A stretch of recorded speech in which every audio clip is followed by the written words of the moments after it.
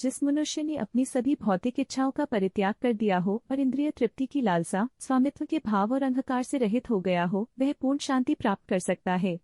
इस श्लोक में श्री कृष्ण मनुष्य की शांति के मार्ग में आने वाले बाधक तत्वों की व्याख्या कर रही हैं और फिर अर्जुन को उनका परित्याग करने को कहते हैं।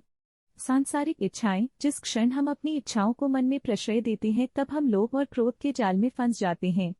किसी भी प्रकार से हम इनके जाल में फंस जाते हैं, इसलिए आंतरिक शांति का मार्ग कामनाओं की तुष्टि करने के स्थान पर उनका उन्मूलन करने से प्राप्त होता है। लोभ सर्वप्रथम भौतिक उन्नति की लालसा बहुमूल्य समय को व्यर्थ करने जैसा है। यह कभी न समाप्त होने वाली दौड़ है। विकसित देशों के बहुत कम लोग उत्तम रहन सहन और खान पान से वंचित रहते हैं, किंतु फिर भी वे विक्षुब्ध रहते हैं क्योंकि उनकी लालसाएं तुष्ट नहीं हुई हैं। अतः जो संतोष का धन पा लेता है वह जीवन की अनमोल निधि पा लेता है।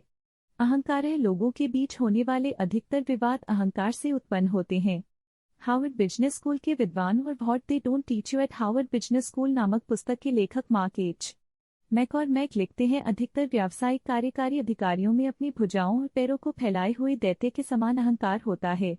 सांख्यिकी के आंकड़ों से विदित होता है कि अधिकतर व्यावसायिक कार्यकारी जो उच्च प्रबंधीय स्तर पर अपनी जीविका छोड़ देते हैं, ऐसा अपनी व्यावसायिक अक्षमताओं के कारण से नहीं अपितु अपने निजी अहम के कारण करते हैं।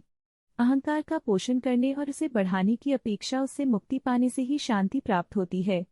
स्वामित्व है, अज्ञानता के कारण मन में स्वामित्व की भावना उत्पन्न होती है।